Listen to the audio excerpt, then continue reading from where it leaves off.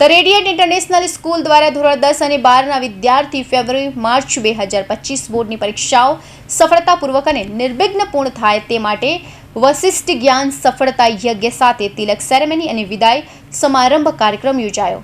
The radiant international school દ્વારા ધોરણ 10 અને 12ના વિદ્યાર્થીઓ ફેબ્રુઆરી-માર્ચ 2025 બોર્ડની પરીક્ષાઓ સફળતાપૂર્વક અને નિર્વિઘ્ન પૂર્ણ થાય તે માટે શાળાના મેનેજિંગ ડિરેક્ટર શ્રી કિશનભાઈ માંગુકિયા અને શાળાના આચાર્ય દ્વારા વશિષ્ઠ જ્ઞાન સફળતા યજ્ઞને સંદર્ભ બનાવીને ધોરણ 10ના વિદ્યાર્થીઓને તિલક સેરેમની અને ધોરણ 12ના વિદ્યાર્થીઓ માટે વિદાય સમારંભનું આયોજન કર્યું હતું।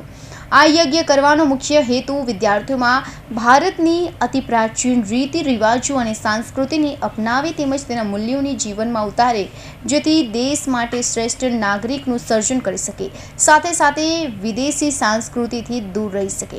આ ઉપરાંત જ્યારે વિદ્યાર્થીઓમાં વેસ્ટર્ન કપડાં અને વેસ્ટર્ન વિચારોનો મોહ વધ્યો છે, જેને લઈને વિદ્યાર્થીઓ ભારતની સંસ્કૃતિથી દૂર થતા રહ્યા છે અને નૈતિક મૂલ્યોથી પણ દૂર થતા રહ્યા છે, તેણે જાળવી રાખવા માટે ધોરણ 10 અને 12ના 545 જેટલા વિદ્યાર્થીઓને આ યજ્ઞમાં જોડી ફેબ્રુઆરી-માર્ચ 2025 બોર્ડની એક્ઝામ પરીક્ષાઓમાં અભૂત સફળતા મેળવે તે સંકલ્પ આ યજ્ઞના માધ્યમથી લેવાયો હતો। નમસ્કાર, ઉગટ કેનાલ રોડ સ્થિત ધ રેડિયન્ટ ઇન્ટરનેશનલ સ્કૂલના હું આચાર્ય તરીકે કાર્યરત છું। આજે ધ રેડિયન્ટ ઇન્ટરનેશનલ સ્કૂલની અંદર જ્યારે વિદ્યાર્થીઓનો વિદાય સમારંભ હતો ત્યારે આ વિદાય સમારંભ લક્ષી અર્જુન અને બીજી બધી પરીક્ષાઓ સાથે આ વર્ષે કંઈક નવું કરવા માટે વિદ્યાર્થીઓનો વશિષ્ઠ જ્ઞાન સફળતા યજ્ઞ અમે લોકોએ મૂક્યો હતો। આ જ્ઞાન સફળતા યજ્ઞની અંદર ધોરણ 10 અને ધોરણ 12ના વિદ્યાર્થીઓએ આજે સમૂહમાં યજ્ઞ કર્યો, જેથી કરીને આવનારી પરીક્ષાની અંદર તેઓ ખૂબ સારું પરફોર્મન્સ કરી શકે, ભય દૂર કરી શકે અને પોતાના લક્ષ્ય સુધી પહોંચી શકે। શાળાના ટ્રસ્ટીનો મુખ્ય ઉદ્દેશ એ હતો કે જે રીતે નવું કલ્ચર આજે વધી રહ્યું છે, વેસ્ટર્ન કલ્ચર, વેસ્ટર્ન વિચારો, મોડર્ન વિચારો સાથે લોકો કામ કરી રહ્યા છે, માતા પિતા પણ મોડર્ન વિચારો સાથે કામ કરી રહ્યા છે, ત્યારે ભારતની જે સંસ્કૃતિ છે એને આપણે કશે ને કશે ભૂલી રહ્યા છે। આપણે પહેલાં જોતા કે પરીક્ષામાં જતા એટલે મમ્મી પપ્પા આપણે સુકનનું દહીં ને ખાંડ ખવડાવતા, હવે એ ભૂલી ગયા છે। તો આવા વિસ્મરણીય જે ભૂલો થઈ છે એવી સુધારવા માટે આપણા શાળામાં આજે યજ્ઞ દ્વારા આજે દરેક ધોરણ 10 અને 12ના વિદ્યાર્થીઓ યજ્ઞની અંદર એક પોતાનો સંકલ્પ કરી રહ્યા છે કે અમે ભારતીય સંસ્કૃતિ મુજબ આગળ વધીશું અને આ પરીક્ષામાં ભય વગર ખૂબ સારું પરિણામ લાવી સમાજમાં ગૌરવભેર સ્થાન કરીશું અને આ જ પ્રથા હવે પછીની પેઢીમાં, એની પછીની પેઢીમાં ચાલે એવો એક સંકલ્પ આજે આ યજ્ઞ દ્વારા કર્યો છે। આ ફેશનેબલ અત્યારના પરિસ્થિતિમાં આ આધ્યાત્મિકતાના વાતાવરણમાં આપણે કરવાનો વિચાર કેવી રીતે આવ્યો? ઓકે, વેસ્ટર્ન કલ્ચર જે છે તેમાં તમે જોઈ શકો કે ખૂબ ઝડપી અને ટૂંકા સ્વભાવના લોકો આદી બની ગયા છે। આપણી સંસ્કૃતિ એવું શીખવે છે કે ધીરજ રાખવાથી સારા ફળ મળી શકે। આ યજ્ઞનો મુખ્ય ઉદ્દેશ એ જ હતો, ખૂબ શાંતિપૂર્વક દરેક વસ્તુનું આહ્વાન કરીને તમે જીવનમાં શ્રેષ્ઠ માર્ગ મેળવી શકો છો। વિદ્યાર્થીઓને આજે તમે જોઈ શકો કે એક પણ જણ વેસ્ટર્ન કપડાં નથી પહેરી રહ્યા, સૌએ કુર્તામાં છે, તો એ આપણું પ્રતીક છે કે આપણી ભારતીય સંસ્કૃતિની અંદર તમારે વિકાસ કરવો છે, તમારે ઉચ્ચતમ વિચારો સાથે કાર્ય કરવું છે, તો ભારતીય સંસ્કૃતિને અપનાવવી પડશે અને એની શરૂઆત સૌપ્રથમ શાળાઓમાંથી કરવી પડે। અને શાળાઓમાંથી કરવા માટેનું પહેલું પગથિયું એવું હતું કે જ્યારે કોઈ વિદ્યાર્થી હોલ ટિકિટ લેવા આવે ત્યારે સંકલ્પ, યજ્ઞ સંકલ્પ સાથે પોતાના હોલ ટિકિટને લઈને જાય અને પરીક્ષા અપાવે। શાળાના ટ્રસ્ટી શ્રી કિશનભાઈ માંગુકિયા, જિજ્ઞેશભાઈ માંગુકિયાને એવો વિચાર આવ્યો કે આજની ફેશનેબલની અંદર માત્ર વિદ્યાર્થીઓને ડીજેમાં નચાડી દેવા એ કોઈ સંસ્કૃતિનો ભાગ નથી। એનાથી બાળકોનો જુસ્સો તો વધી જશે પણ વિચારોમાં કોઈ ફેરફાર નહીં આવે અને અમારો સંકલ્પ એવો છે કે જુસ્સાની સાથે આ લોકો સારા વિચારો લાવે અને આ સારા વિચારો માટે યજ્ઞ શ્રેષ્ઠ કામ હતું। Thank you. ભીંગરાડિયા દિયા હિતેશભાઈ, ધ રેડિયન્ટ ઇન્ટરનેશનલ સ્કૂલ, ધોરણ 12। આજે અમારી સ્કૂલમાં યજ્ઞ મહોત્સવનું આયોજન થયેલું હતું। આ આયોજન અનેરી રીતે થયું હતું, જેમાં અમને ઘણું બધું શીખવા મળ્યું છે। અમારી સ્કૂલે એક નવો ધાર્મિક પ્રસંગની શરૂઆત કરી છે। આ પ્રસંગ બીજે ક્યાંય તમને જોવા નહીં મળે।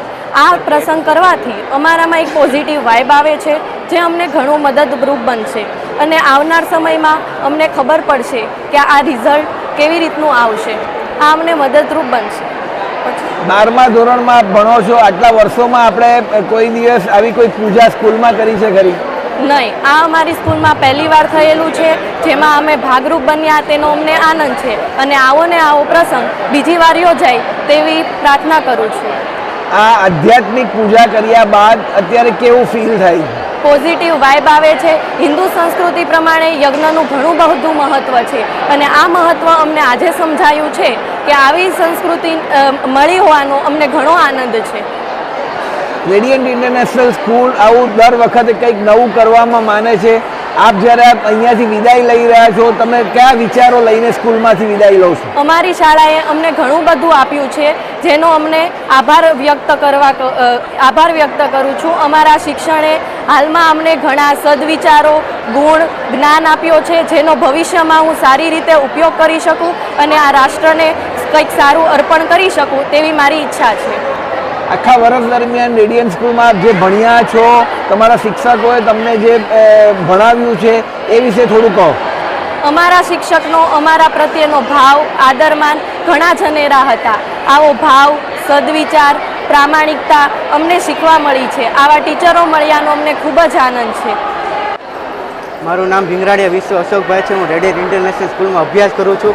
આ સ્કૂલ દ્વારા અમને ઘણો જ આનંદ થયો છે. આ યજ્ઞ અમારી સ્કૂલમાં પહેલી વખત થયો છે. આ યજ્ઞ દ્વારા અમને ખૂબ જ નવું શીખવા મળ્યું છે. આવો યજ્ઞ કરવાથી અમને ઘણો પણ ફાયદો છે. કંઈક નવું શીખવા મળ્યું છે. અમારામાં નવી ઉત્સુકતા આવી છે.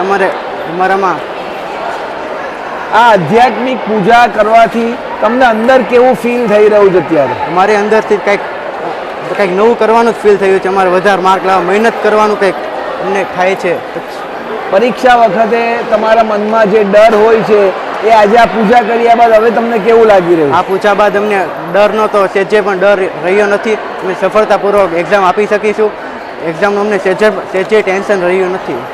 આની પહેલાં જ્યારે 10મામાં હતા ત્યારે જે તમારું એન્યુઅલ ગેધરિંગ હતું અને આજે જ્યારે પૂજા કરવામાં આવી, તમને કહેવામાં આવ્યું ત્યારે તમને મનમાં શું વિચાર આવ્યો?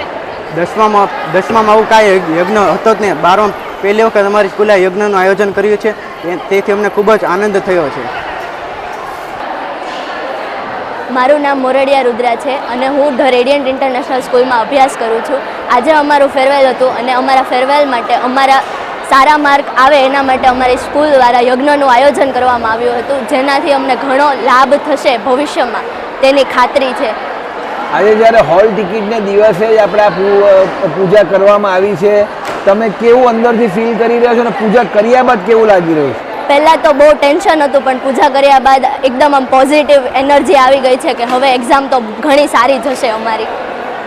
આ પહેલાં આવું વિચાર્યું હતું કે ભાઈ આમ ફેરવેલમાં જનરલી ડાન્સ હોય, બધા છોકરાઓને મળીને બ્લેઝર ને સાડી પહેરીને આવો, આજે જ્યારે આ પૂજન માટે આવ્યા છો તમને કંઈક અલગ લાગી રહ્યું છે?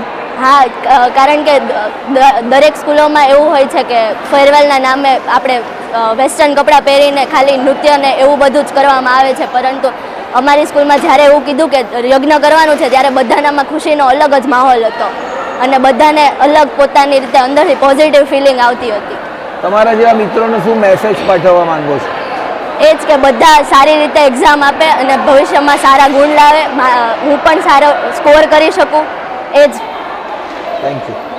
સુરતની આ પ્રથમ સ્કૂલ છે કે જેમને વિદ્યાર્થીઓનો વિદાય સમારંભ સાંસ્કૃતિક પરંપરા મુજબ વિજય યજ્ઞ કરી બોર્ડ પરીક્ષામાં સફળ થાય તે ઉદ્દેશ્ય હતું, જેમાં શાળાના 50થી વધુ શિક્ષકો અને શાળાના કેમ્પસ ડિરેક્ટર શ્રી આશિષ વઘાણી જોડાયા હતા અને શાળાના આચાર્ય શ્રી ડૉક્ટર વિરલ એમ નાણાવટી અને માલકમ પાલિયા દ્વારા તેનું સફળ આયોજન તેમજ સંકલ્પનું કર્યું હતું.